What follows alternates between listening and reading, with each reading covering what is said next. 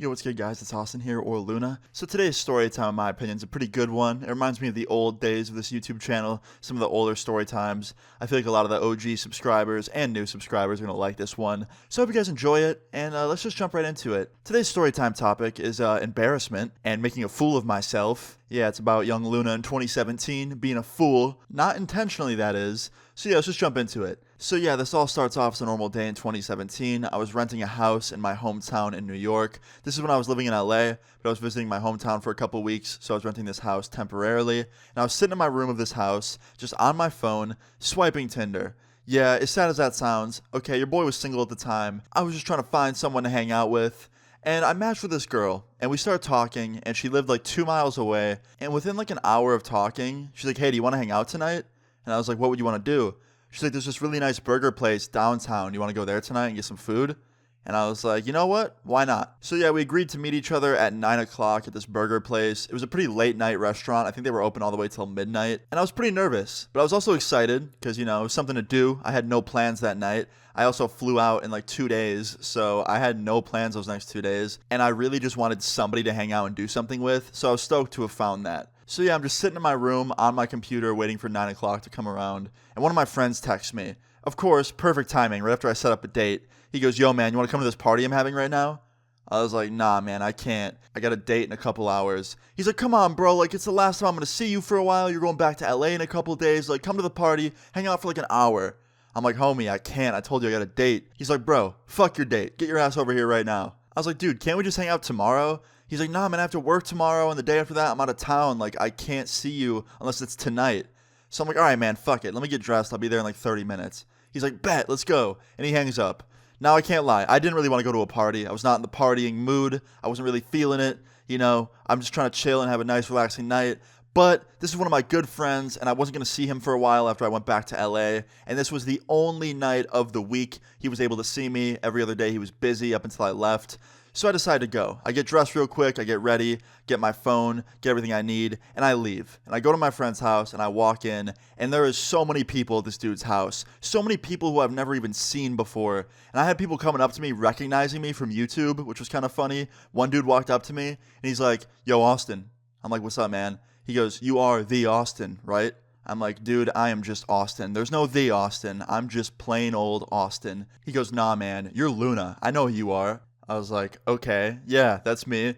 He goes, so can you give me a shout out? And I'm like, I don't know, man. And he pulls out his IG on his phone. He's like, here, man, follow me. Like, give me a shout out, bro. Like, do it for the culture. I'm like, I'll be right back. I have to go to the bathroom. And he goes, okay, man, I'll talk to you later about this. I'm like, okay. And I walk away. And after I meet that absolute clout demon, I go into the bathroom. I get done going to the bathroom. And then I go up to my friend's room where nobody is. Now, here's the thing about me and this friend that's hosting this party, okay?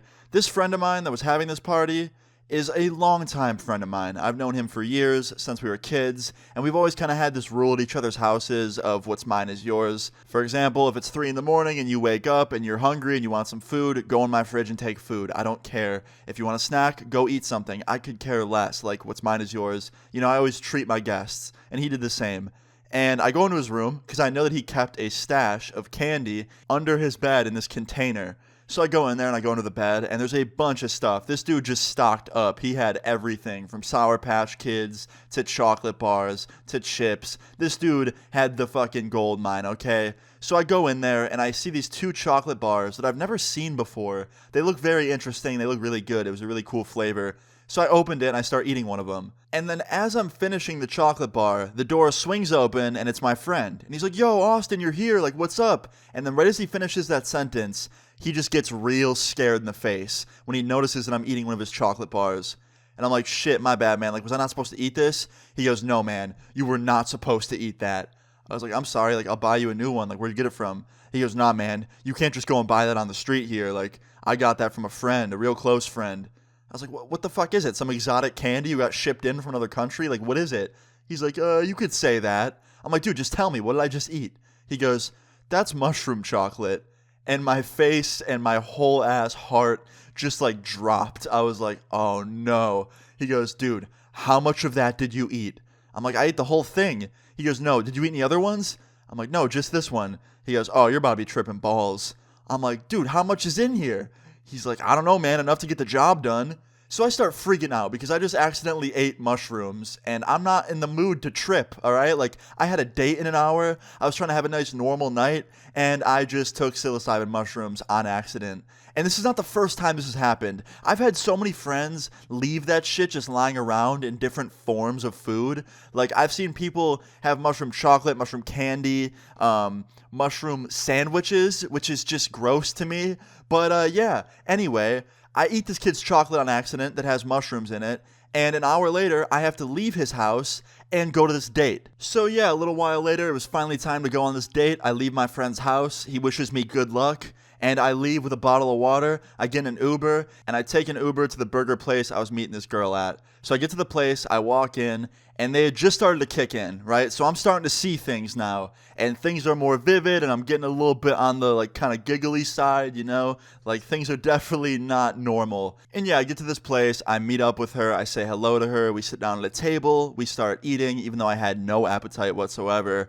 And she could tell that something was wrong. She goes, "Are you okay? Like, you seem like, you know, not there. Like, you keep looking at things and just staring into, like, oblivion." And I just told her the truth. I was like, "Listen, I'm okay, but I'm also not okay." So basically what happened was, is I went to a friend's party before meeting you here. I ate some chocolate thinking it was just chocolate, and it had shrooms in it. And now I'm tripping on our date. She goes, "You're tripping right now?" I was like, "Yeah, I'm tripping right now." She goes, "How bad?" I'm like, "I'd say it's, you know, a 70% right now out of 100. And she looks at me for a second, and she stands up, and she starts putting on her coat. And I'm like, what's going on? What are you doing? She goes, "I'm leaving." And she starts walking away. And I'm like, "What? Why?" And she stops and turns around and goes, "Because I'm not dating somebody that's addicted to that stuff like you are." And I'm like, "What? I just told you the truth. Like, I didn't mean to eat that. It was in chocolate that I thought was normal chocolate." And she goes, "No, I don't believe you." And she storms out.